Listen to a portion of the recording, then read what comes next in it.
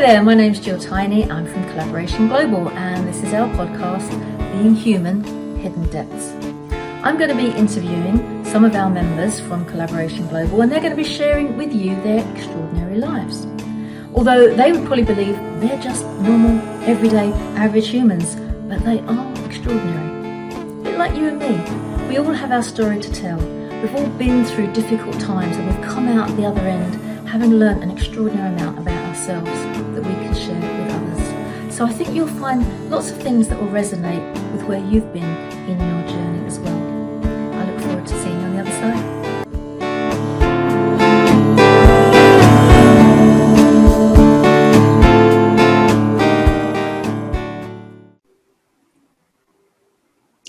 Hello and welcome to the podcast Being Human, Hidden Depths. My name is Jill Tiny on behalf of Collaboration Global, and I'm really excited to welcome today a very special guest, one of our newest members, Katsumi.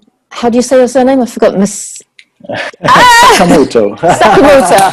I'm getting muddled up with somebody else. Sakamoto. Thank you very much, Katsumi. Oops, that's a good start, isn't it? Hey-ho. So welcome. Thank you for coming today. Really looking forward to having you. Thank you. It's an honor to me to be part of the group in the first place. Collaboration Global has been quite special for me for the past 2 months. It is quite a breath of fresh air. A breath of fresh air. It's catching this tongue-tied thing, isn't it? Not just me. Brilliant. And being invited to be here today, wow, what an honor. Thank you. Thank you so much. You're very welcome. It's a pleasure to be here. Well, I'm really looking forward to this conversation because you, to me, represent something that we all desperately need. And quite often we get obsessive about it. And something that adds huge value to our lives when it's all going right and takes away every ounce of joy when it's going wrong. People are now thinking, sure. What on earth? What is she talking about? Yeah, what is so powerful? So before we go there, I'm going to let people think about that for a moment. Ironically, there was a roundabout way that you came to Collaboration Global. So do you want to tell us how you got to us, but also what made you join and what was the sort of attraction, the stickiness that made you go, I need to be part of this? Right, yeah, definitely. That's a great question. I actually got to know the name Jill Tiny. Did I say it right? You did. Well done. Like short. That's and Collaboration Global through a podcast that I heard from Influencer Academy. Jonathan Holton, its founder, it's like my childhood best friend, if I may. And I just love his stuff. And I was listening to a podcast that you did with him. Mm-hmm. And the way it sounded to me about Collaboration Global, it was just the perfect thing I was looking for. Because I have had contact with other networking kind of groups, and they were all very, very salesy in the sense of, okay, so I'm here just to make business and that's all, and to make a profit. Yeah. Mm-hmm. And having this new project of mine actually starting to get momentum, I really felt like I had to be more out there, and Collaboration Global just sounded like the perfect place to be for me to have the impact in the number of people that I want to, which being completely honest with you here is I think millions of people that I would like to impact, and being part of something that's first global and second has this sense of let me see what I can do for you. And it doesn't matter anything that you can do for me. Yeah. And I think that's the first thing that really got to me, because I just want to help people. I just want to have that impact. And without really worrying about what I can get in return, because if I'm able to have that impact in that many people, whatever happens, I'm sure it's going to be for good. Yeah, and what kind of goes around comes around, doesn't it? I think that's so true. I mean, there's nothing wrong with a networking group when you go into it and you're looking to make money, because that's what they're there for. And you go in and you work your network. But what I find is when somebody comes to a meeting or talks to you and about their business, when they're coming from a place that's transactional, i.e., how much money can I make out of this deal, or how much money can I make out of this person, there's a kind of an energy that they're giving off that subconsciously, for me anyway, makes me go, I'm not too sure. I don't want to be sold to, I want to choose. And when I have a great salesman in front of me with a product that's right up my street, I want them to work at it and then show me just what you said. They want to help me. They're solving my problem. They're making my life easier. Not they're making money out of me. And when somebody's got that as their main reason for being, it shows. I feel that their energy is kind of not just negative, but it's kind of, it's repelling. Pretty heavy. Yes, yeah. And I'm kind of like, okay, I want to go now. I don't want to talk to you. I can feel this repellent going on. And what I say to a lot of people come to Collaboration Global, is when they say to me, okay, so how do I make money out of this, and how long is it before I get my money back, and how much? It's like, well, maybe this isn't for you, I'm not sure. But when you come, probably like in the wrong place. Exactly. And when people like you come along and go, how can I help? What can I do? And you get stuck in straight away. You've turned up at all the meetings, you've shown your face, you've commented, you've been part of the platform, you're on the podcast now, just 2 months in.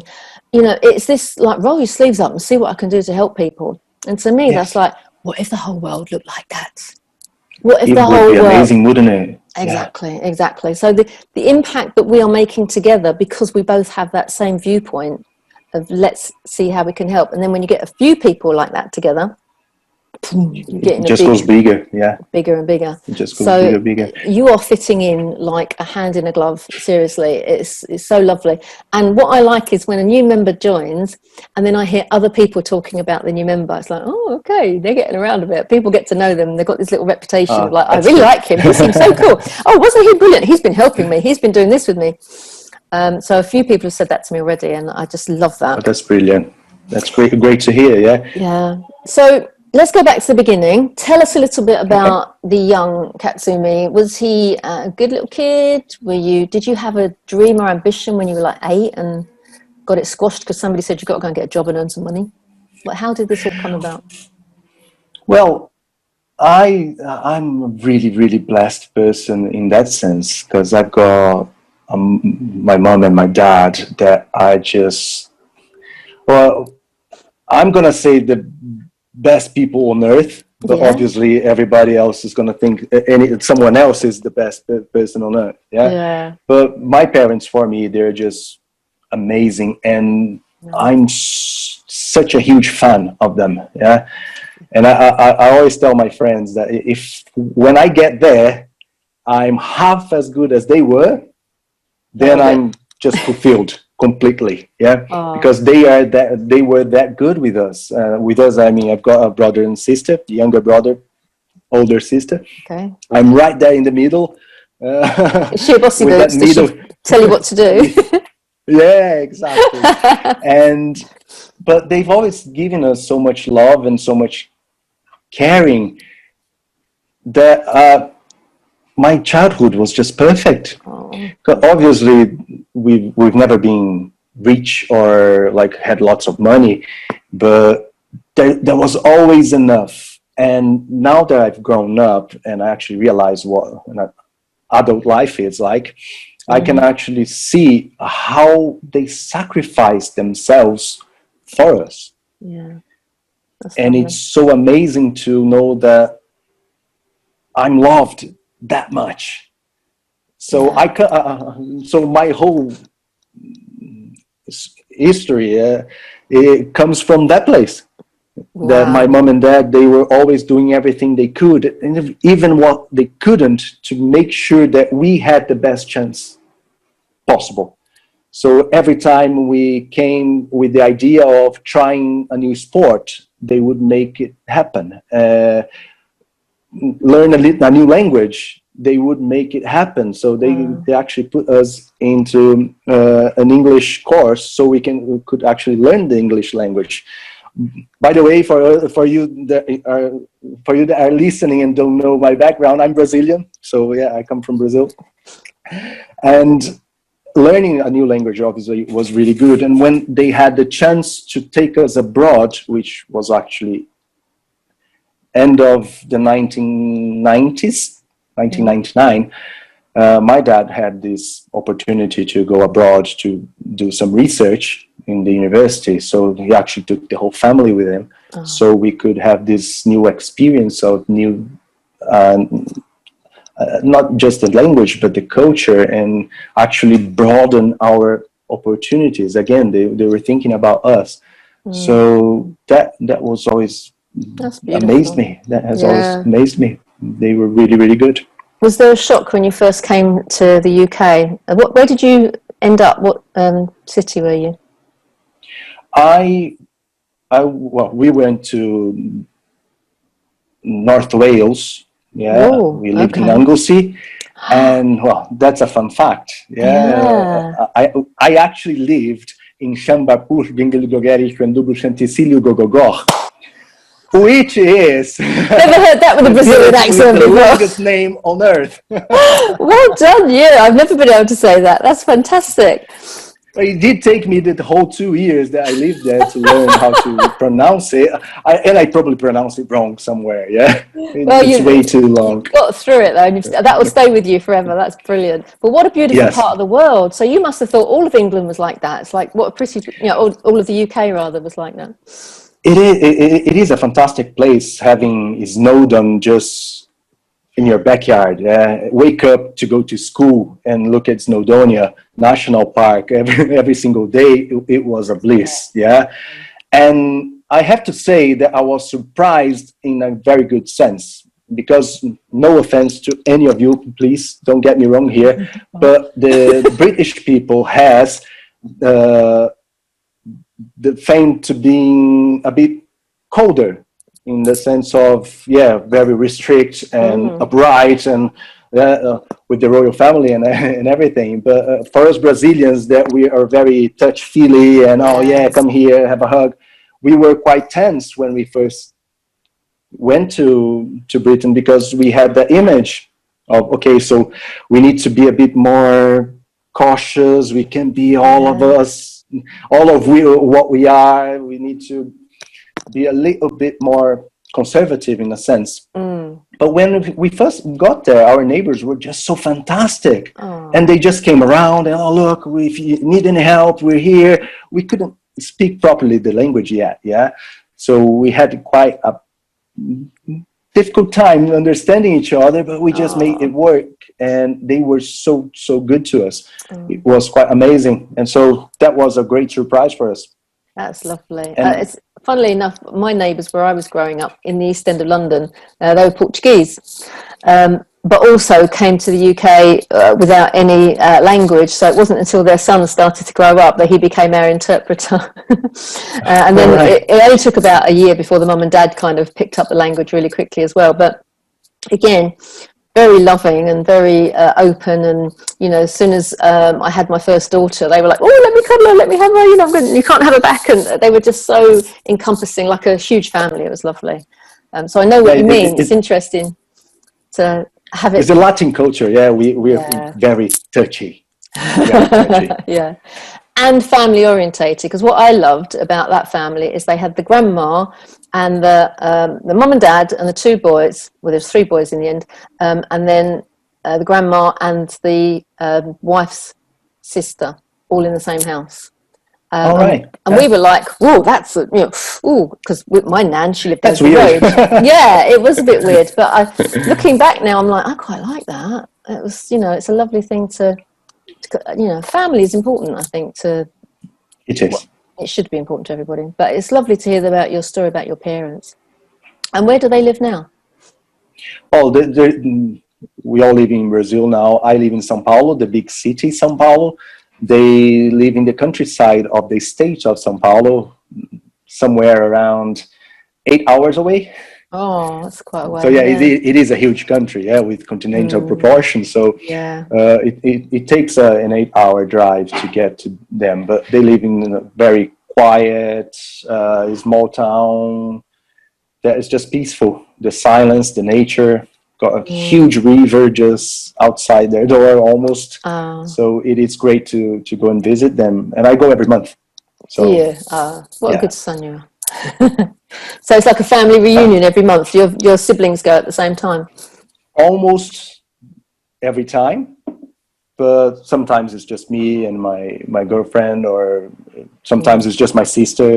So we take turns, but Mm. obviously when we manage to get everybody together, it's just like That's party. lovely. Yeah, that's It's nice. fantastic. Are they ever going to come back to the UK? I plan to be honest. I actually have the plan to spend another season over A there season. You if miss I the rain, may. don't you? That's what it is. I do. I miss the rain and the cold, definitely, and the food. Oh, And here I'm being quite honest. Yeah, I know it sounded a bit so 20 years like ago, oh, we had a terrible reputation. Well, probably 30 years ago, terrible reputation for our food. But I think we've kind of upped the ante a little bit now. but I miss the simple stuff. Mm. The sausage for breakfast. I cannot find sausages like you guys have there anywhere here in Brazil. It's just like Ah, unbelievable. I can yeah. get German sausages that have all this world-renowned Yes, yes, quality, yes. but British sausages, the ones that I actually like, can't have it anywhere Oh, here. Your bacon, I think, is the best bacon I've ever had in my life. So that I do miss that as well. Um, so oh, the yeah, simple yeah. things I are get quite. it. I love it. But I do want to go back for a while, maybe next year if COVID allows me. Yeah. I just think traveling just gives everyone a different perspective on Yeah, life. And one of the things we say in Collaboration Global, one of our values is human being first.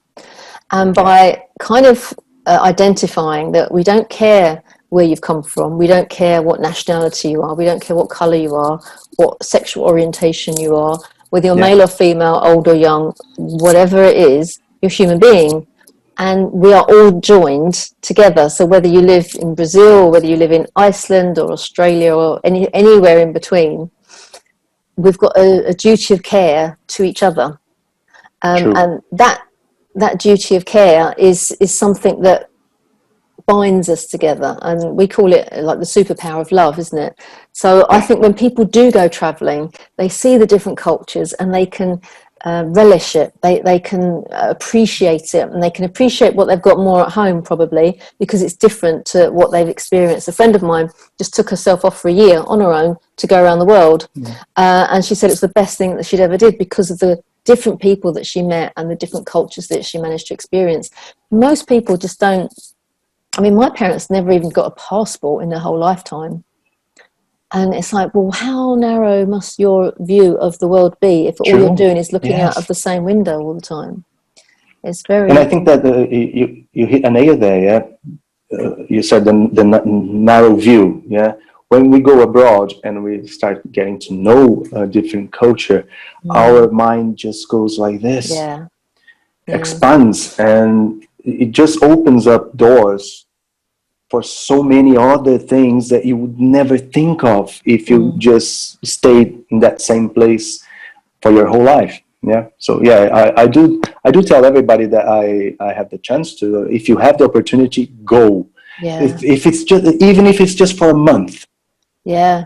just for you to get to know the culture. Not just holidays. Holidays are fine as Okay. well, or good, but holidays you just go to the touristic attractions because that's all the time you have to. But not change a little bit and actually get to know a little bit of the culture of the place you're in.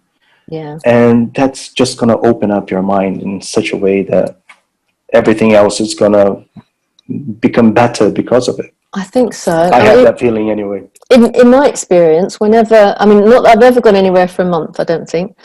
So I've not done the gap year, I've done the travelling. I'm Okay. going to do that, when I've got a bit more time.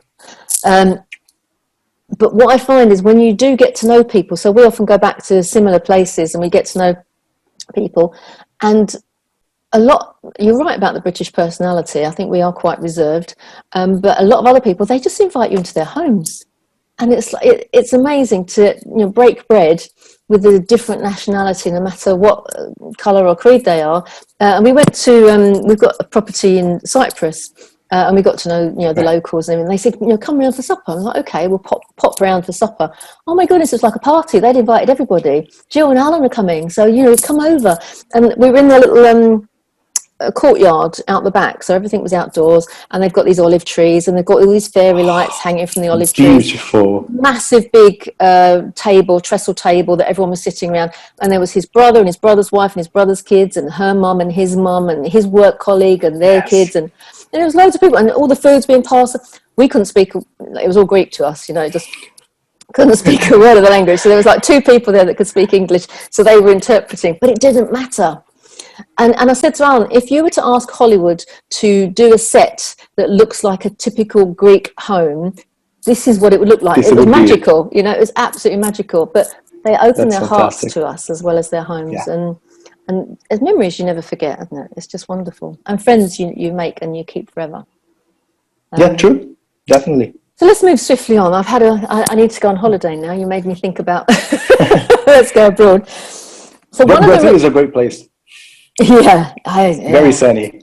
Okay, I'll book my flight. Watch out.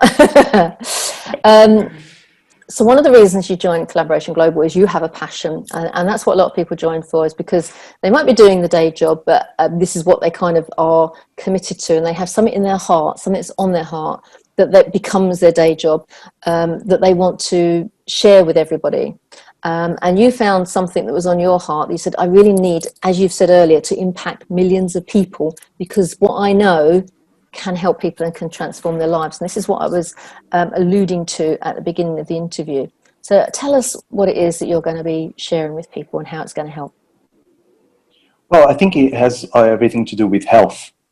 Yeah, the word health, obviously, it's known all around the world and everybody thinks of it. And every time we say health, we usually think doctors, don't we? Because health for us, when we actually start worrying about health, is when it's going badly. Yeah. And why does it have to be like that? Yeah, why don't we just start worrying about health while we're healthy? And why not just make it better? Why not make it work for us instead of against us? So what I realize is that most people all around, they say they're worried about health. Most people are even scared of death. Oh, yeah. But they don't actually believe they're going to live that long, because if they did, they would actually take care of the now. And it's quite funny. Yeah? It's like a huge contradiction, human contradiction. Let's call it like that. Yeah. And we actually hope that we have a long life. We hope to get older in a healthy way, in the sense of I don't want to get older and live into my 90s in a bed. Yes. I want to live actively. Physically so everybody's got that desire. Yep. But nobody, I'm just generalizing here, but most people don't do anything about it. Yeah. It must be the majority, yeah. And most people are like this, cross fingers, aren't they? So, hopefully I'll be fine. It'll be okay, I'm sure it'll be okay. Yeah. But they don't actually... the lottery. It's the yes, exactly. I think the odds are probably more stacked against you than in your favour. It's just like the lottery, really. And one comparison I usually do with my clients, now I'm actually working as a health coach, and actually helping people to pay attention to health. I think that's the main thing, and that's the main message I want to bring. Yeah, it always started with me realizing that I wasn't as flexible, active, or even healthy that I used to be when I was younger. So I decided I need to lose some weight. Yeah? I actually hit a new PB in the sense of how heavy I was. Oh, Okay, that's enough, and I actually need to go back to being active and to being healthy. And it always started with losing weight, but it became so much more with all the research that I started doing, with all the knowledge I actually acquired parallel to my physical education degree that I got like over a decade ago. Just came back to me all the knowledge, and okay, let's check all the most recent researches and see what actually works here. And what developed in me in that sense was almost like an obsessiveness with longevity, okay. with living longer. And if I can today start a new lifestyle or change a few habits that actually can help me get 1 year more, or maybe 2, or maybe 5, or maybe a decade. But that more is not just in the sense of time wise, is in quality wise as well. So if I get to my 80s looking like I'm 60, or not just looking like, but feeling like, why not? We have all these examples around the globe, yeah, of people that, okay, he's 85. Oh no, he cannot be 85. He looks like a 55-year-old. Yeah. And it has a lot more to do with our mindset than anything else. That's what I realized, and that's what I'm trying to shout out there, just to wake people up for it. It's really interesting, isn't it? Because we are our own worst enemies, you know, and I'm speaking from experience, because you don't, especially over the corona time, everyone's in lockdown, and I think 90% of the people I speak to, the 10% have got fitter and look great, and there's 90% have gone, oh no, my jeans are a bit too tight now, I can't. And yet we let it happen, but it's that imperceptible. Oh, I'll just have that biscuit. Oh, I'll just have another glass of wine, or whatever it is. It's a little bit. So I'm curious to know, when you were a bit overweight, when did you wake up and go, this is ridiculous, I've got to do something about it? I woke up when I realized my energy levels were too low. Right. And I had difficulty tying my shoes. Oh, how big were you? And that's the funny thing. I wasn't that big. Yeah. I work in the metric system in my head, so Okay. I was. You have to convert it for us old uns. Yeah, 91 kilograms. So that's like 180 to 100 pounds. Right. 180 to 200 pounds, somewhere like that. Well, okay, so you're not massively overweight, but you were cuddling. No, I wasn't. Yeah, I wasn't. But that's the hardest part, isn't it? When you're only a little bit, you don't think it's that much. It's like, oh, you can forgive yourself. I'll sort it out. But it just keeps going. And that's what I did when I was like 88 kilos. Yeah, okay, I'm still okay. I'm still okay. And when I got there, and I actually went down to tie my shoes, and it felt weird. I was like, gosh, I need to do something about it. But the first thing that comes to mind when we have that light bulb moment, but I don't have time. Yes, of course you don't have time. But I'm too busy. I don't have a gym membership. But any excuse. Exactly. It's like we are. Our default setting is like, let's find all the excuses that we can, 100%. So we don't do what we have to do. Oh, it's so true. So true. I want to high five you for that. Yeah, absolutely. It is unbelievable, but because that's our nature and that's our physiology, in the sense of our bodies, they are wired so that we spend the least energy possible. Why is that? Because our ancestors, and that I'm going really, really back, like dinosaurs and stuff, and they never knew when their next meal was going to be. So our bodies, the human body became such a perfect machine for storing energy that changing the way we did as fast as we did regarding our feeding patterns, just our bodies haven't quite yet adapted to receiving so much energy and realizing it can spend that much energy. So the laziness and the fact that we are always, we look at the sofa and we look at the treadmill and we usually are tempted to go to the sofa. Oh, yes. It's just a natural response. It's crazy, isn't it? Most people just feel so guilty about it. They don't have to. Yeah. It is natural. And once we realize that's our nature, then it's easier for us to actually fight against it. Do something and about change it. a few habits. Yeah.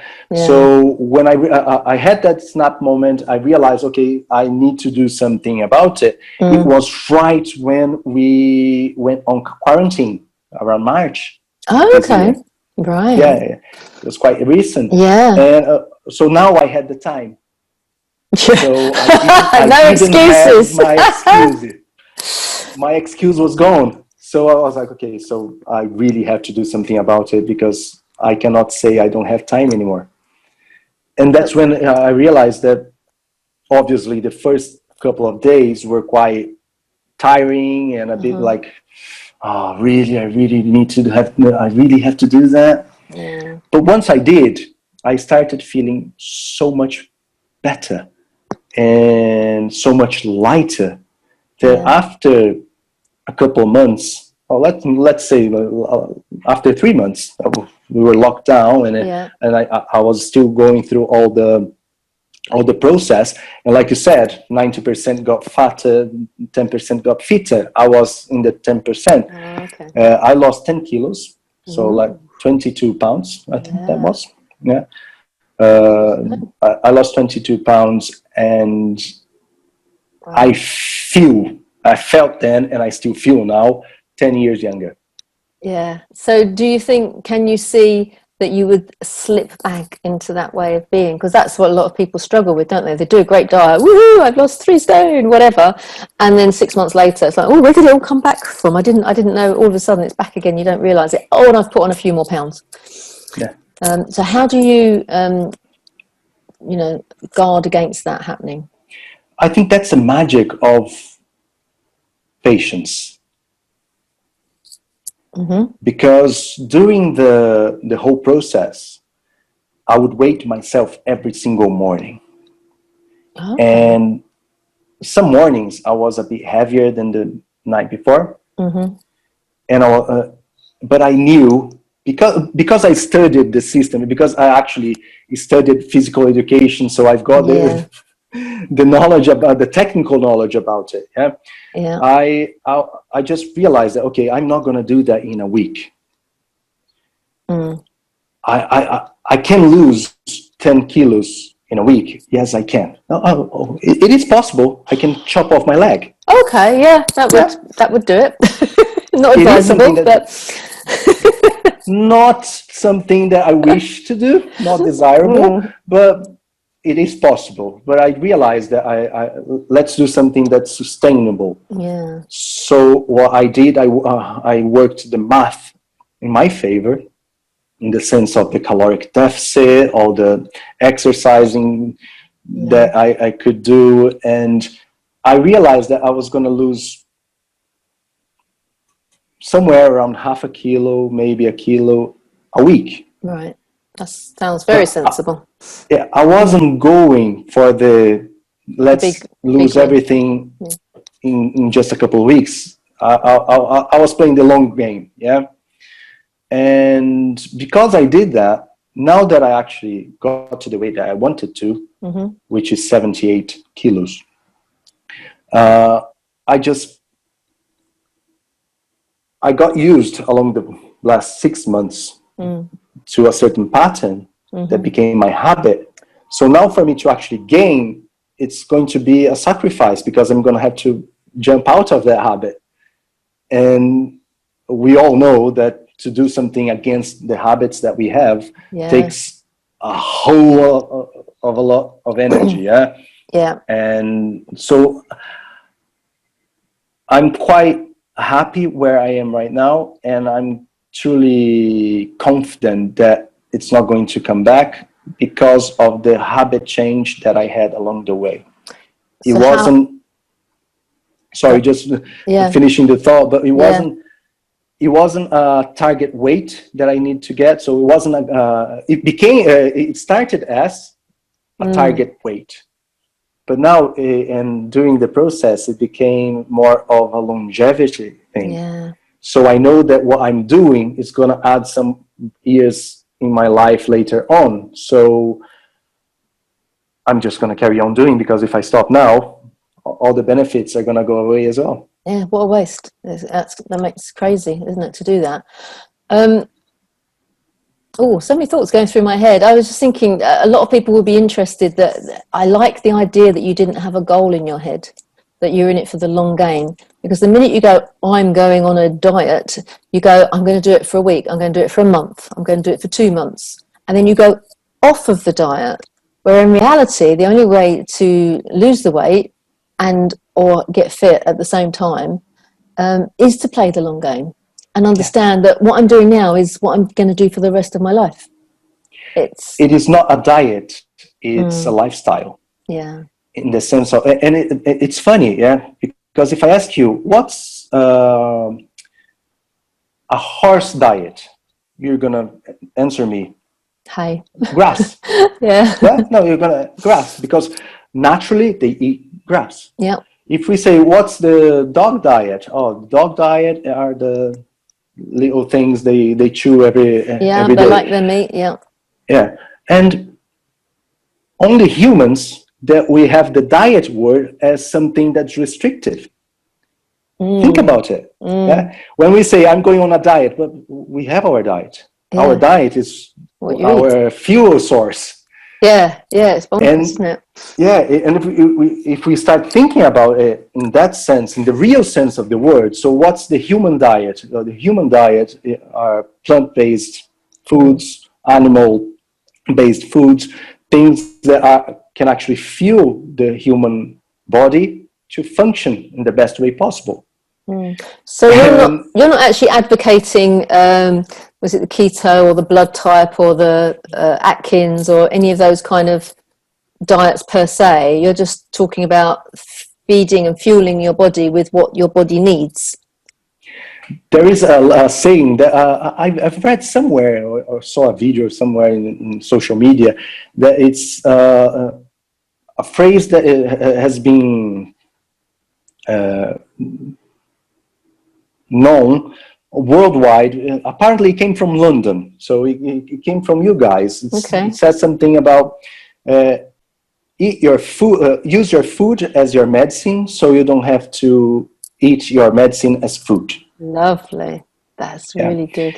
And once we actually realize that what we are fueling ourselves actually do matter, everything else, the weight loss, the fitness, they are a consequence. Yeah. Because if I bought a Ferrari now, so let's make an analogy here. If I bought a Ferrari, I would choose the best possible fuel to put in there. Yes. So I could get all the performance I was promised when I purchased it.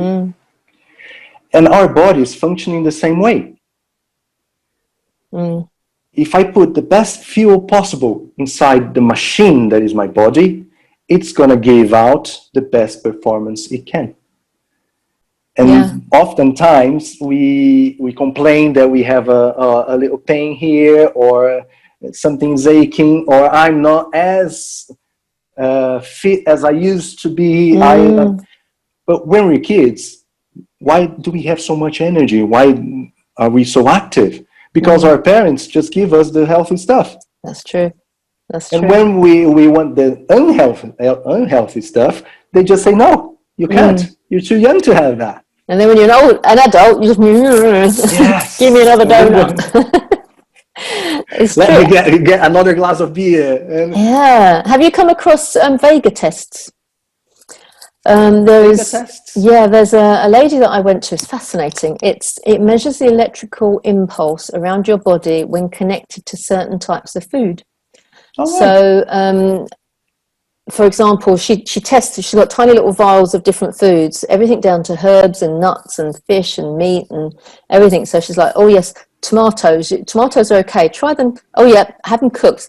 Your body doesn't react badly to cooked tomatoes, but it actually reacts badly to the acid in the raw tomatoes. So try and eat cooked. All these little things, even down to wine. Let's see what wine your body likes. Oh, your body doesn't like red wine. Oh, actually, I don't like the taste of red wine that much. I've had it, but I've never really enjoyed it. Does your body like white wine? Well, it does, but it's not really ideal. I'm like, oh, okay. That makes a point, because I'm not a great lover of white wine. He said, does your body like champagne? I'm like, I definitely like champagne. And she put the little thing and she said, oh, no, you're fine on champagne. That's fun, isn't it? But, not white wine. So, yeah. And then she went the ultimate. She said, let's see if your body can take gin. I'm like, oh, please. Gin is fine. Gin is very good for me. That's okay. That's fantastic. And then add a quinine with the tonic and you're laughing. But it is interesting how, and somebody else said there's a test that they do called the sway test, where you stand and it's intuitively knowing whether a food is good for your body. So as you go around the supermarket and say you want to buy some bananas, you literally hold or touch the bananas and then center yourself and say, is this food good for me? And your intuition, for those of you listening to this, I'm just going to move forward slightly. And if it's good for you, your body just subtly just moves forward. And if it's not good for you, your body subtly moves back.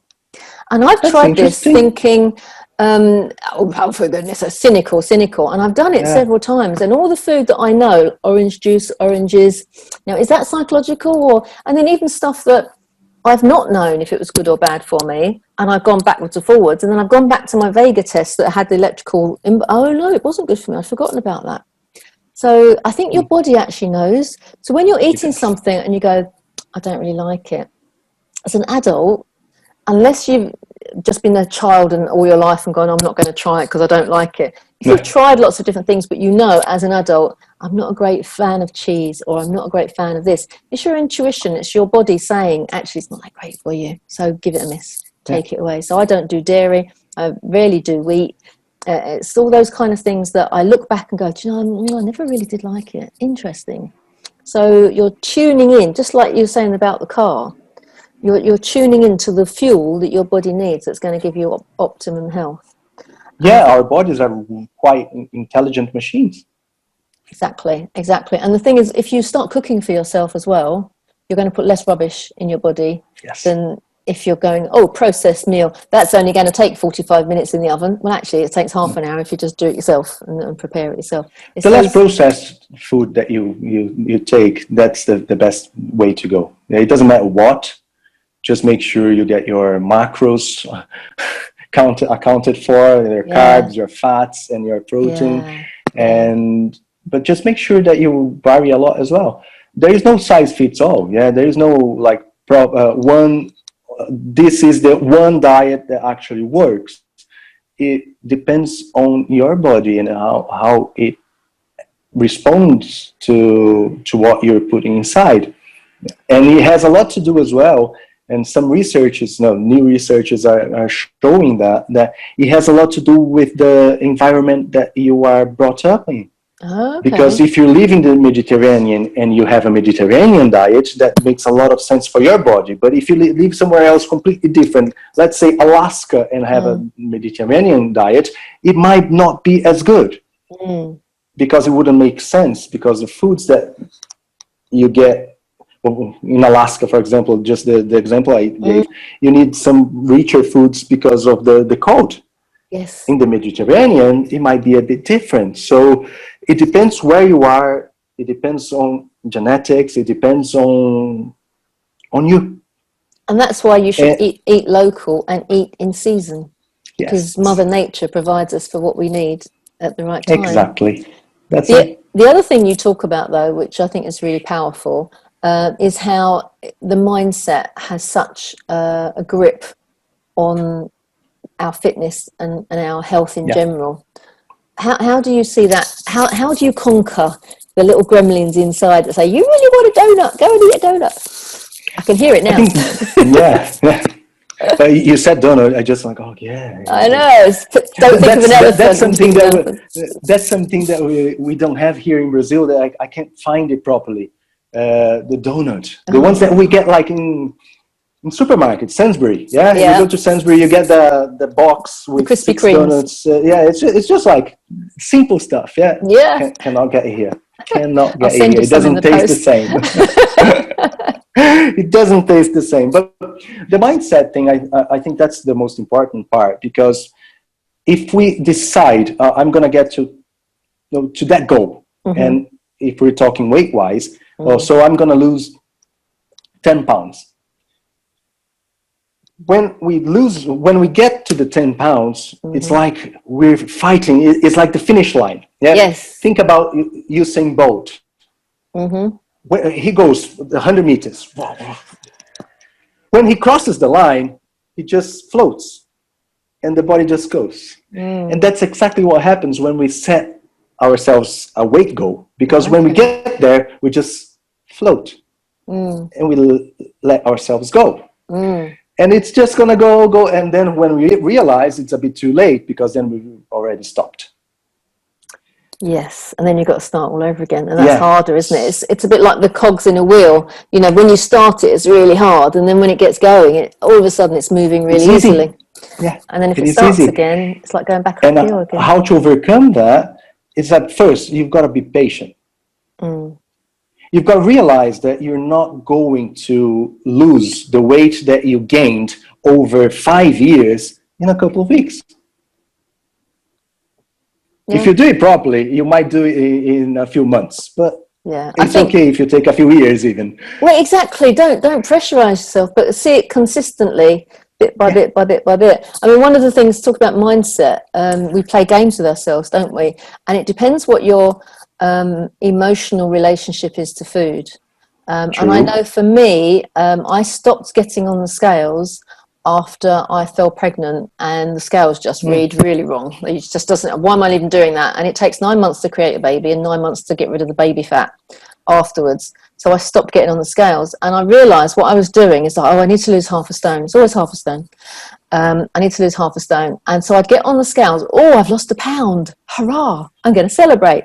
My emotional celebration is food. So I would go and have a cream cake because I've celebrated a whole pound off, you know. And then if you get on the scales, like, I've put on a pound.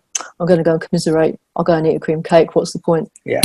So don't get on the flipping scales, Jill, because all you do, every time you weigh yourself, you're going to go and eat something to reward yourself. It's a trigger. It is. It's bonkers. So I just don't do it anymore. But it is this, all have this deep-seated emotional connection, whether it's, if you're sad, I go and eat. If you need a reward, you go and eat. Or if you've been in an argument, you go. So for me, when I'm in sadness, when I'm unhappy, I don't eat. I get busy, and I don't eat. When I'm really, really happy and I'm doing something I'm excited about, I don't eat. So I don't need food, but somewhere along the line, I eat more than the calories, as you say, calorific intake, than I require. So I need to up the exercise or the movement in order to compensate, or just cut something out. Now, you talk about cutting things out as a food group. Now, to me, that would be my mental gremlins. By cutting out a meal would stop my my mental relationship with food because it's not there. But you have another reason for doing it, don't you? What's the sort of optimum reason to cut out of a meal during the day? Well, just going back a little bit, right? You mentioned about the emotion to that you relate to food, and that's an important thing. That's why I just want to tap that a little bit. And we've got quite a few different types of hunger that we feel. Yeah, and the first one is thirst. You got the glass of water there. Just reminded me, and our bodies are wired again to not knowing when we would get the next source of fuel, the next source of energy, next plate of food. But also, we didn't have anywhere to store water. So we also didn't know when we would get the water. So where it came from usually from the fruits that our ancestors ate. Well, when are we going to find a fruit tree? Yeah, we wouldn't know. And we started connecting and relating our hunger when we were thirsty. We were dehydrating because we needed the food, or the water source that was the food back then. Yes. So today, quite a lot of times that we actually feel that hunger sensation is because we're thirsty. And then we can actually drink a glass of water and it's going to solve most of the problems. But emotionally, it is quite a huge problem. And I do say it affects most people. And most overweight people probably suffer that even more because they are always relating. It doesn't matter why. And obviously that would go on forever for you to actually find why you relate that emotion to that certain type of food. But it's just realizing that emotions shouldn't really make us hungry. But what am I feeling? So I've got this exercise that is quite useful. So like you said, I'm feeling sad.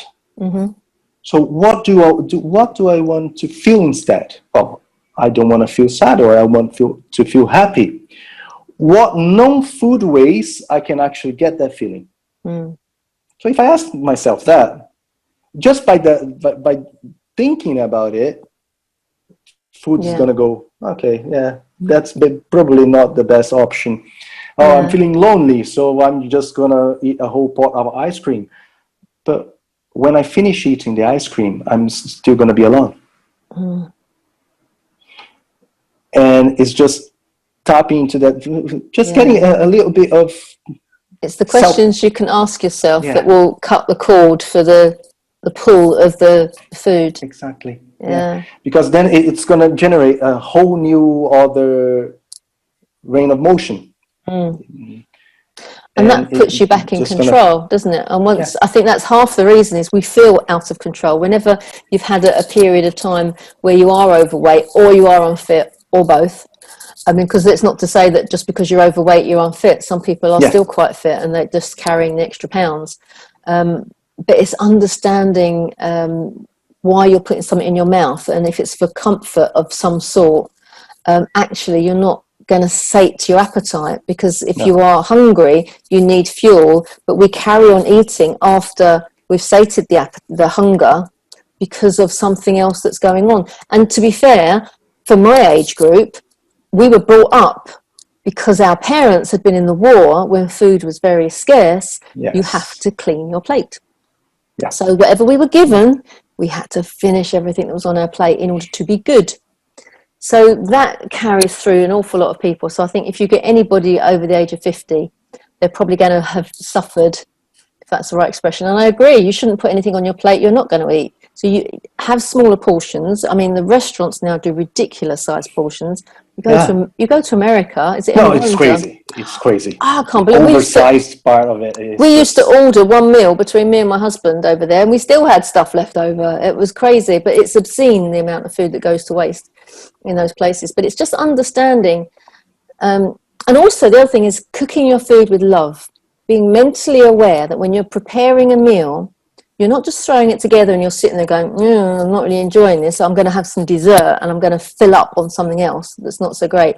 If you cook a meal with love and you present it and you're not eating alone, ideally you don't want to eat alone, and you mindfully eat what you've got in front of you, then you actually taste it, instead of just swallowing it. Exactly. and then it fills you up, and it fills you up quite quickly, and then you can have a decent amount and not feel. I mean, I can't know about you, but I can't stand that feeling of being overfull. You know, that Christmas Day horrible. Feeling when you're like, bloated. It's like, don't need to eat for a week. I just need to die now.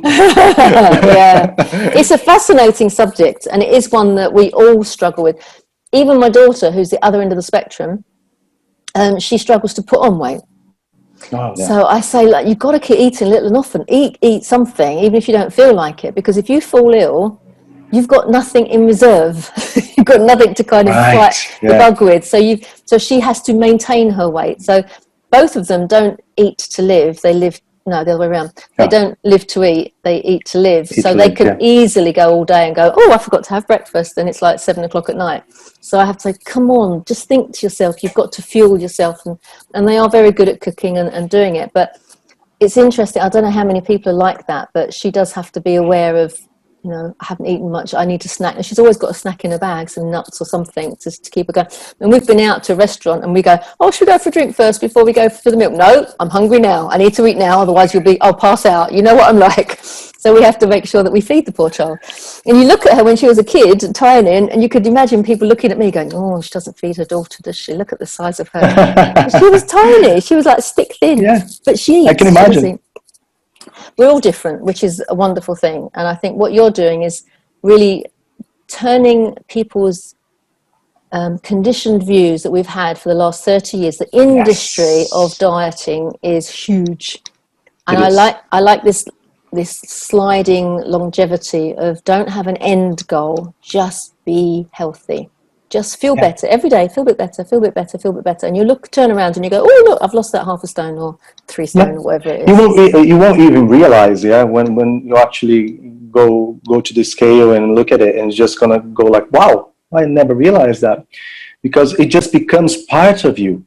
And today's society, we overeat in most part of the world. Yeah, obviously we do have those countries that suffer from hunger and everything like that, but most people, especially the Western world, we overeat. Yeah, it's a fact. We eat way too much more than our body actually needs. Yeah. So a way of controlling that, and you mentioned, sometimes that I feel I'm eating too much, I just skip a meal or do something like that. That's becoming more and more popular now with intermittent fasting. Fasting's been in history forever. All the religions talk about it, and it has even some spiritual relation to it. But now, health-wise,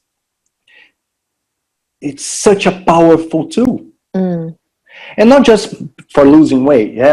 Losing weight, like I said, everything that I do and everything that I talk about, it's health related, and losing weight might be a consequence of it. That's not the main focus.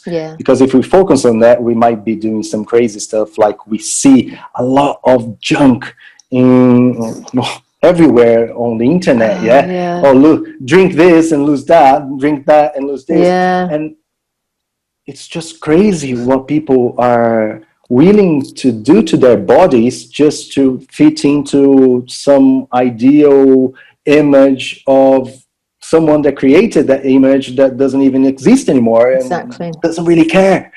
So it's unbelievable. And the craziness they do just to get there too fast. It's just unbelievable. So what I've started doing with intermittent fasting is that, I do skip a meal. I started with doing the protocol 16-hour fasting to an 8-hour window of eating. So why is that good for you? It goes against everything that we've heard. We've grown up hearing, we've got a saying here in Brazil. Translating, it doesn't sound as sounds better in as Brazilian. good, but I'm sure it's gonna make sense. It's like a sack, an empty sack doesn't stay upright. It just falls off.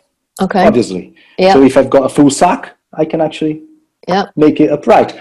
And I grew up with my mom, with my grandmother, just telling me that all the time. So you've got to eat something because an empty sack doesn't stay upright. And it just takes to our mind, obviously, that we have to eat.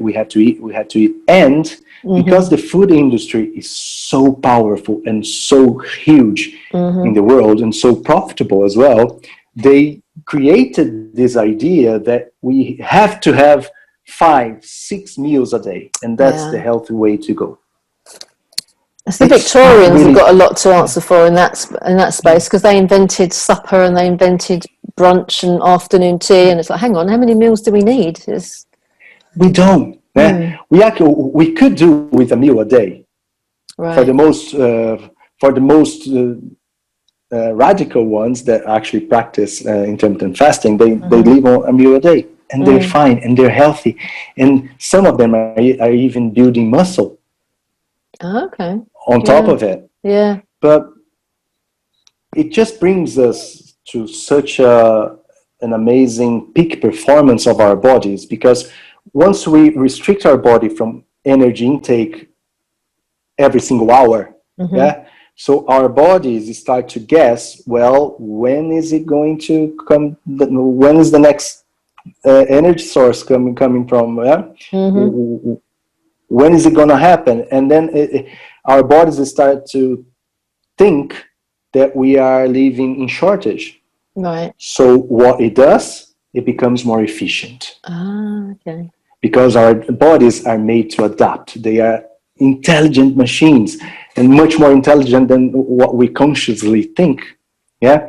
So it adapts and it becomes more efficient by doing a whole lot of chemical and biological things inside of us. I'm not going to go all scientific here because that's not the point. But we actually get younger, in the sense of when our cells are a bit damaged, they can carry on working. That's fine. They're not as efficient as they would be if they were new, but they still work.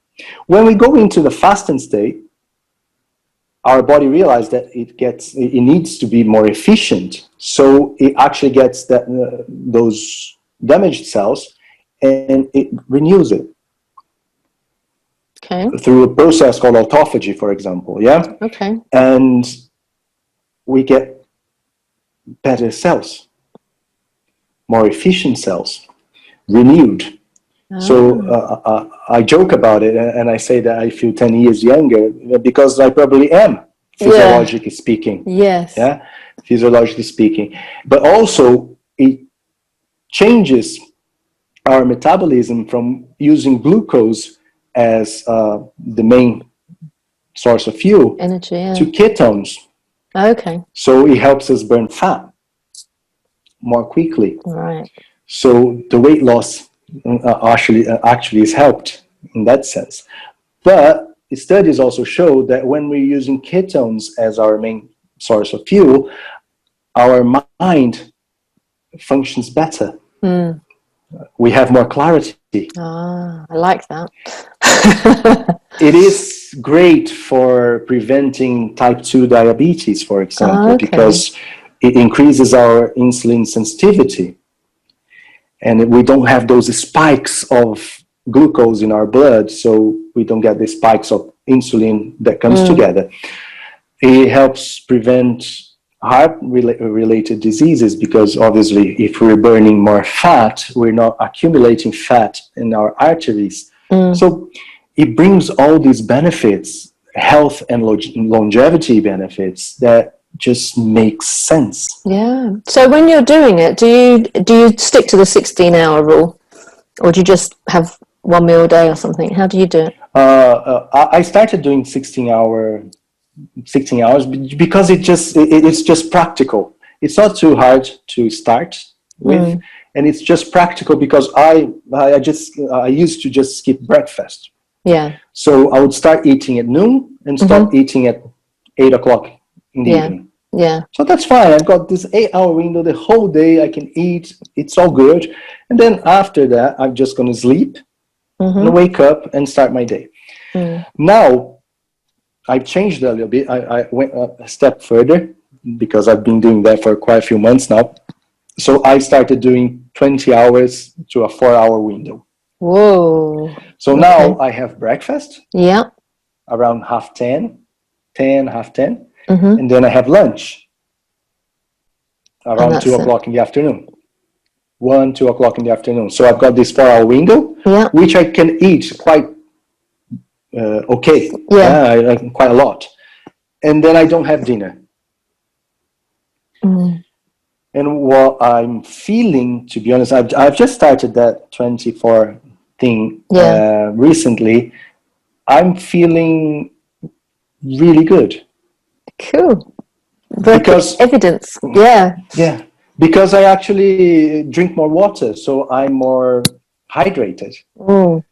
And our bodies, obviously, they are made up to 70% of water, so that's what we really need. Yeah, even more so than food. Yeah. So it makes me drink a lot of water, which is great for me. And I'm doing my training, so I do my exercise every day. I'm keeping my weight, so I'm not losing weight now. Yeah. Because on You're my at feeding optimum level. on my feeding window, I actually eat enough calories to get me through the day. Yeah. And it just feels so great. It just feels so good. It's another way of doing it, isn't it? And it's finding that thing that really works for you. I mean, I quite often, on a Saturday, I'll have my breakfast at 7 in the morning, and then we won't have anything to eat until 7 at night. And that's when you're out and you're moving and you're walking and you're doing, you don't think about anything. And then, but I like the idea. You don't starve because of that, do you? Exactly. What I also like is your idea that hopefully in the future, when people choose to do this, as an example, that if they're giving up a meal, if they're doing the 16-hour thing, if they're giving up a meal, they might be able to donate that meal. Yes, that's an idea that came to mind. I was even quite impressed with it. I was like, "Wow, did I think of that? No, I must have seen it somewhere." Yeah, but because I don't advocate for any type of diets in the sense of keto, Atkins, or Mediterranean, or anything like that. You just eat what you feel good eating. Yeah, make sure it's not processed, and you should be fine. Mm-hmm. But I do advocate for the intermittent fasting thing because it does bring a lot of health benefits. So if you actually apply that and if you start practicing it, if you're gonna skip a meal, you're gonna need less food in your cupboard. Mm-hmm. Yeah, but I don't want to get into a fight with the food industry because they're way too big, way too strong. They're gonna beat me up. So don't stop buying from the supermarket. That's not the idea. Carry on buying the same stuff that you used to. But because you're eating less, you're gonna have some leftovers. That meal that you're not eating, why not donate? Mm. Because there are quite a lot of people that actually need that help.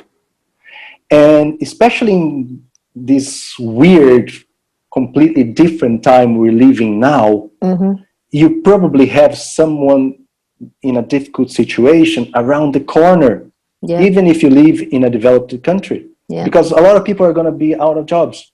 A lot of people are going to be relying on government support. And the support's going to end in October in Britain, for example, that I've heard. Yeah, indeed. So where are they going to get the money from to buy food? So, and then we're going back to the very basics of human existence. Yeah. So why not do that? It's a beautiful idea. I love it. If we think of it, wow, just one meal a day, not going to kill me. Actually, I'm doing something that's good for my health. Yes, exactly. It's not going to kill me. You're not putting yourself under pressure or doing something that's going to be hard. It's just, it's psychologically difficult initially because your mind goes, oh, look at the time. I should be hungry and I should be, but no, you're not. And I would imagine your way of doing it is socially of an evening, people sit down together to have dinner, don't they? So that makes it a little bit more difficult. But just, as I say, having, as you said before, you stop eating at 8 o'clock and then you don't eat again until 12 o'clock the next day. At 16 hours, you've missed out on breakfast. It isn't the most important meal of the day because your body doesn't need to break the fast. It needs to carry on a little bit longer. And I agree with you. I've done that occasionally, not very often. But it does give you this kind of mental clarity, which is quite bizarre. It does. And if you imagine your body's having to work hard to digest it all the time, well, obviously the energy is going somewhere else rather than up there. So it kind of makes sense. That's why here in Brazil, we are really big on lunch. Yeah. So lunch is our main meal of the day. Yeah. People sit down, they have like a full plate of rice, beans, meat, salad, everything, vegetables. You're making me hungry now, Katsumi. Listen. After we finish lunch, we all feel like having a nap. Productivity goes to space, and obviously being in an empty stomach can actually help your stomach cleanse itself and regenerate, which is quite a desirable thing So many to benefits, do. yeah. And thinking about it, if I give up one meal a day, so that's gonna, and I'm doing that because it's good for my health. So I just give that to someone that actually needs. I might be giving one meal a day to the only meal a day of someone else. Yeah, that's beautiful. But then if you think, if you've got 10 people doing that, you've got 10 meals a day, we've got 300 meals a month. If we go a bit further and we've got 1,000 people doing it, we've got 30,000 meals a month. Yeah. And then if we go really crazy, and like I said, my idea is to impact millions of people. If we talk about 1 million people, we are actually donating 30 million meals a month, which would probably feed a small country that really needs. And it's like there is a hunger problem in this world that we have managed to create for ourselves, because there is definitely enough to go around. There's more than enough. And that one simple solution could end world hunger. It doesn't, wow. Yeah. I mean, it is. It is an amazing idea, in the sense that we tackle two problems. Yes, exactly. It's good for me, it's good for you. And that's kind of the whole philosophy of Collaboration Global, is that come together, create something, have a brilliant idea, and it's a win-win-win. And it's a win for you, it's a win for me, it's a win for the planet. It's a win for the people that we haven't even met yet, that we can support and we can help. So on that lovely note, Katsumi, I'm going to draw this to a close, because I've got a feeling you and I could talk for another 2 or 3 hours. Probably. So hopefully somebody's been having a little jog with this going on in their ears, and hopefully you've come and you've done your 5K or however many K you were running, and getting some good exercise, because you're a healthy person listening to this, obviously. Everybody, I try to. Everybody is. And I think it's fantastic to watch you've only just begun, really, and you've done so much in a relatively short space of time. You've lived it for yourself, you're experiencing it for yourself, you're sharing it with your clients already, you're getting some great success stories, and this final idea of, give up a meal and then donate a meal, I think was going to have a massive impact. So I'm going to watch this space with interest, and hopefully when we have our next podcast in 6 months or a year's time, and you can bring us up to speed on how that's going, it's going to be fascinating. Thank you so much for joining me today. Thank you. I've loved every minute.